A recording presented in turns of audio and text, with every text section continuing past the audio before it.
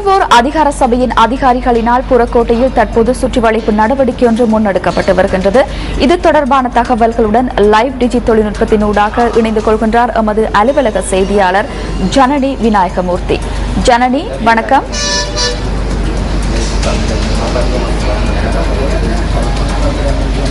வணக்கம் சந்திரிகா. தற்பொழுது நாங்கள் புறக்கோட்டை பகுதியில் இருந்து லைவ் டிஜி தொழில்நுட்பத்தினூடாக உங்களுடன் தொடர்பினை ஏற்படுத்தி இருக்கின்றோம். கடந்த சில நாட்களாக பாவனைக்கு உதவாத பொருட்கள் நுகர்வோர் அதிகார சபையினால் தொடர்ந்து சுற்றி வளைக்கப்பட்டு கைப்பற்றப்பட்டு வருகின்றன.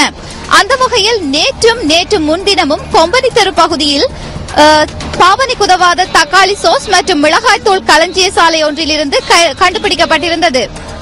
எனவே மக்கள் இது பொருட்களை கொள்வனவு செய்யும் போது பொருட்களின் தரம், விலை, பாவனைக்கு உதவிய காலப்பகுதி, காலாவதியான காலப்பகுதி என்பன பொதிகளில் குறிப்பிடப்பட்டிருக்கின்றதா என்பதை கவனித்து பொருட்களை கொள்வனவு செய்யுமாறு கேட்டுக் கொள்ளப்படுகின்றீர்கள்.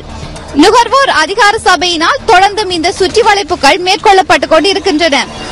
நியூஸ் ஃபர்ஸ்ட் செய்திகளுக்காக புறக்கோட்டை பகுதியில் இருந்து ஜனனி விநாயகமூர்த்தி.